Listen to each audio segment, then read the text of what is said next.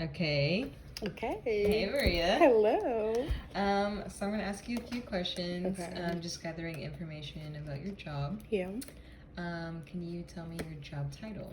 Yes. So I am a behavioral health counselor too, and I work for the state of Georgia. So yeah, that's what I Okay. do. Awesome. Yeah. Can you describe your job to me? Okay. So right now, the people I deal with are on probation and parole.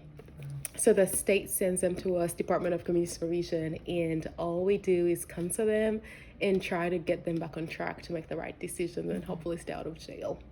Wow, that sounds intense. It is. So, what does your day-to-day kind of job task kind of look like? Yeah. So right now I have 4 people in my caseload. So because there's state counseling for the state is very different than like private practice or like a regular counselor job. So right now I have 4 people in my caseload. So I'm supposed to meet their reentry needs. So a lot of these people, or help them meet their reentry needs. A lot of these people go to jail, come back, they don't have a social or driver's license or a job and things like that. So my goal is not only to help them with whatever their addiction is or substance abuse or anything like that, but to help them meet their entry needs. So I refer them to a forensic peer mentor and they're working in the driver's license, or if they have DUI charges, or if they have fines that they haven't paid, I meet with different people and refer them to those people so we can meet those needs. Yeah. Because essentially we want them back into the population to have a job and pay restitution if they have to, make good choices and things like that. So that's the majority of what I do, is a lot of referrals, but a lot of them too struggle with mental health. So we work with Viewpoints. I refer them to Viewpoint as well, because they get their medicine or prescriptions for like less than what a doctor would charge them. So I do that, and then I meet one-on-one with them for sessions. So, Okay, that's awesome. yeah. So what would the educational requirements be for your job? So right now, believe it or not, my job does not require a master's degree. Wow. But because it don't require a master's degree, I have to have a CADC certification, Certified Alcohol, Drug, and Abuse. So I'm working towards that. Hopefully, it takes about 2 years to complete. But I was highly surprised still. I was like, oh, like I'm counseling people and I don't have a master's degree, but they don't, because the state requirements are different. Right. Yeah. Okay, So that makes sense.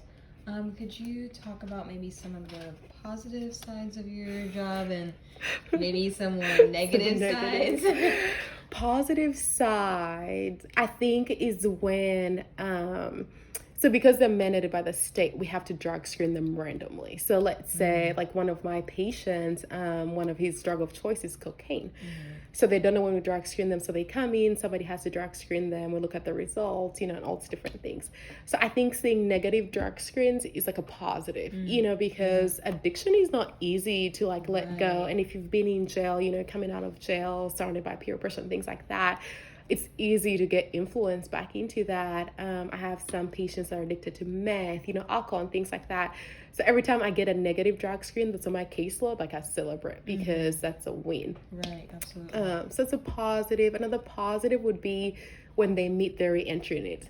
So when they pay their DUI fines to get their driver's license back, or when they finally get custody of their kids, or getting their social, getting a job is one of the biggest requirements of the state. It's one of the things that we look at. So those are the positive things, is seeing them want to get a job, getting a job, and working and making money. So. Okay. And then the negatives would be, I guess it's different because it's a state. So I don't see a lot. I mean, I see some of the positives I mentioned, but I don't see personally, I feel like I don't see any growth, because I'll have those negative drug screens, and then 2 weeks down the road, they're going to use.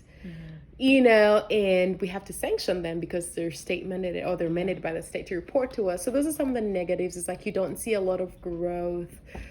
You rarely see growth, because I've been to counseling too, and I've studied on different sessions, and you see people that have struggled with anxiety finally be able to work towards that, and you're like, okay, yeah, this is working, CBT is working.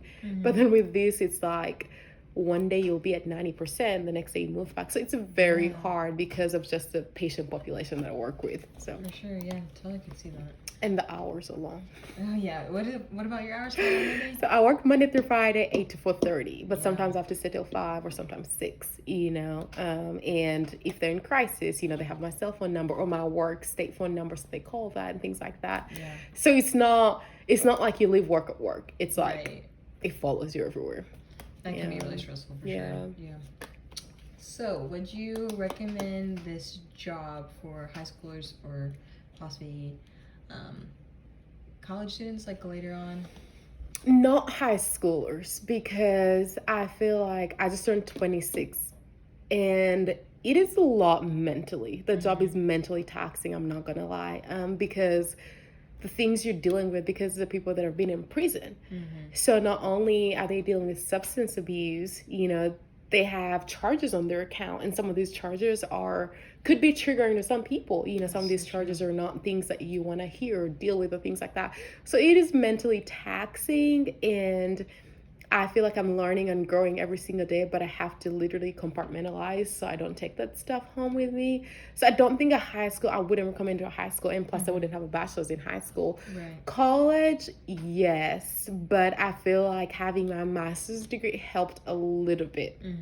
Even though it's not required, like sitting in some of the trauma classes helped, or even addiction helped a lot for me to be like, you know, because we read The Body Keeps Score in Addiction, and I'm like, okay, like, some of them have been traumatized by their family, and this is why they're still stuck with their family, you know, like I understand that pattern of why they keep going back. Versus if I just had my bachelor's degree, I don't think I'll be as equipped as I am right now. Do you think of like, is there maybe a class that you wish we maybe would have had that would have like better prepared you? Oh my this goodness. So I don't even know. I think I wish I had more in-depth addiction. Like, I think, because I took addictions and I learned a lot, but I feel like we touched on a little bit, we didn't touch on more. So some of the patients that I see are addicted to some things that I didn't even know you could be addicted to, you know, but so those are things that I was not exposed to in school. I was like, because I feel like when you mention addiction, people are like, drugs and sex and alcohol, but there's more to that, you know. So I think I wish, you know, the addiction aspect, the class was more in depth. But I think that's pretty much it. I'm trying to think. And parenting, I wish there was a parenting class for sure. For sure. Like that would be one. so helpful. Especially, you know, some of the stuff. I don't have kids, you know. Oh you yeah. know, not everybody's done like the nanny or Definitely. babysitting jobs. Like I feel like you learn a little bit of that doing the babysitting jobs, but yeah, like a parenting class would be really like parenting and trauma. Like I think that'll be really, really good, you know. So that's awesome. Yeah. So last question, is this something that you thought you would be doing at this point? No. I feel like this job just landed in my lap. Actually, no, because it took me a while to find the job. But I think, honestly speaking, I'm not trying to over spiritualize it. Like I looked for a job for a while and I couldn't find one. And me and Erica Crowley prayed. We're like, okay, God, like you open up the doors you want me to. And he opened up this job. So do I feel like this is my dream job? No. Obviously, like I'm a nurse and I want to do something in nursing, you know, go back to school and things like that. But do I feel like this is where I'm called to be? Yes. Like even the hard days are really, really hard. And I'm like, I'm never coming back. But, you know, I do keep on coming back. And I'm learning, and they teach me a lot. Like I feel like I teach them, but like they teach me more, you know, because like obviously, or not even obviously, but like I don't have any background in substance abuse. So a lot of the things that I'm seeing in some of my patients are addictions and struggles that I've never personally experienced. So I'm not really able to relate, which is okay, but they're able to help me learn and understand. And that has been a blessing, because my biggest fear was like they'll just right from the start, because I'm honest with them, you know, because some of the counselors that we have, like the forensic peer mentor was incarcerated before.